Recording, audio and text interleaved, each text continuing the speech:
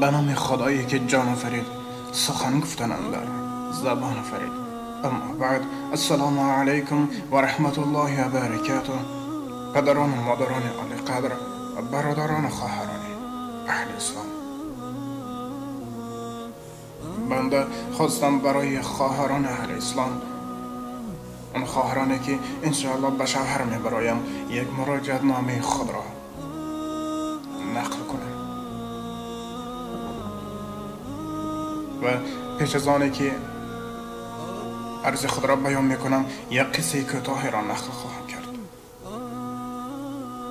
روزی یک مادر مهربان به پسر جوان خود یک دختر را انتخاب میکند و آنان به هم دیگر پسند میآیند و روزی توی هم انیق میشود. و وقتی که توی آنها میگذرد، مادر به نزد پسرش می ایستد و می خواهد که یک از خویشاوندانش او را به نوار گیرند. و در همین حالت اون دختری که این مادر انتخاب کرده بود به گوش پسرش می گوید: مادرت را از اینجا برود، او به من معقول نیست. استغفر الله.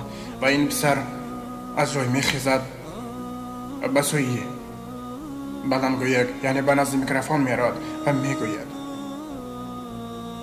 ای دوستان، مادری مرا کی میخرد؟ از این گفت پسر همه حیران میشوند و در همین حالت این پسر اون انگشترین توی مرا از دست میگیرد و به طرف اون عروس میپرتاید و میگوید: من جواب تو را دادم و مادرم را من خود میگیرم، زیرا یک شب رنجی که مادر کشید بازو جهانش نتوان برکشید. ای خواهران، بعد اونی که به شوهر میبرایید و اعضای اون خاندان میگردید،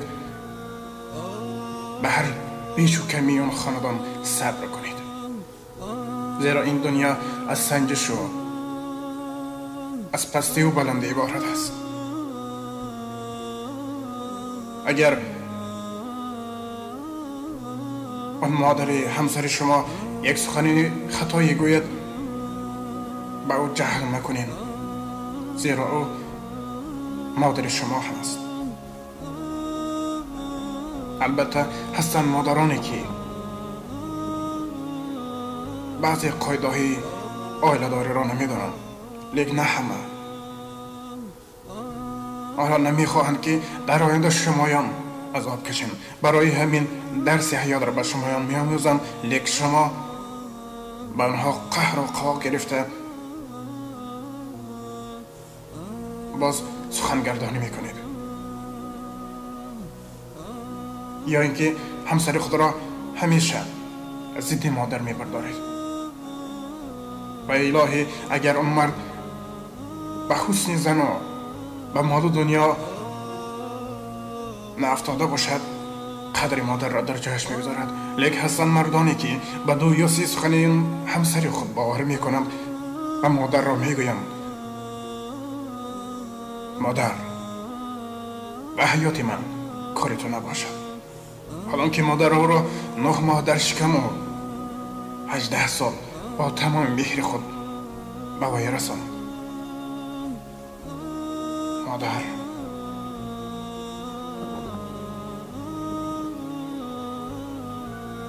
پدر و مادر ما و شما بهترین انسان هایند که در تمام حالت ها ما و شما را دوست می دارند. خواب به دولتیم، خواه ناچار ما را دوست می دارند، فقط برای آنکه ما فرزندان آنها هستیم، نه اینکه به دولت و کوچه سرزان. لیکن هستند اون همسرانی که وقتی که شوهر آنها مال دولت را از دست میدهد، او را میپرتایند و به دیگر جا کوچ میبندند. لیکن پدر مادر همیشه دست دعا میبردارد و میگوید: خداوندا، آن شیرینی های حیات را که من ندیدم و این فرزندم نصیب گردان. و الهی فرزند مرا از ظلم دشمنو، از چشم حسد خوران و از ناکامی و نابراری در پناه خود نگه دار.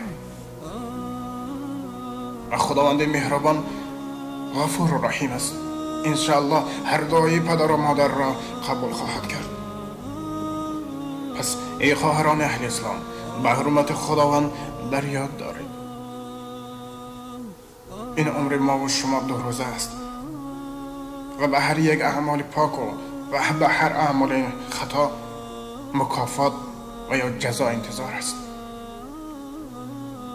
به قدر اهل خانواده برسیم و اون شوهر خود را با خواهرانش و برادرانش ضدیت مکنین، زیرا امروز بسیارن اون عرض و شکایت هایی که همسر مرد او را با برادران و خواهرانش دشمن میکند. دیگه استغفر الله کوین. آن حسن جمالی که شما در تن خود دارید 2 روزه است. و مثال عادی اون سیبی که در درخت میبینید رویش مثل گل سرخ است، لیک داخلش را بینید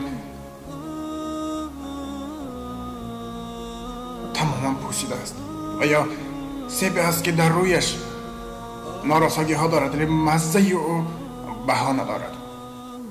پس شخصی که به تمام پستی و بلندی حیات صبر می کند، این اون سیبی که در مزهش بها نیست.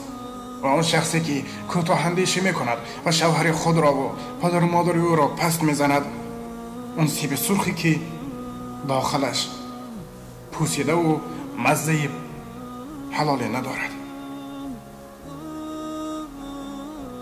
الهی دعا داریم که خداوند متعال هر یک اون خواهران اهل اسلامی که به شوهر میبرایند عقل و ادراک پاک و بخت و سعادت نصیب گرداند و الهی در تمام پستی و بلندی حیات صبر و تحمل یارشان باد.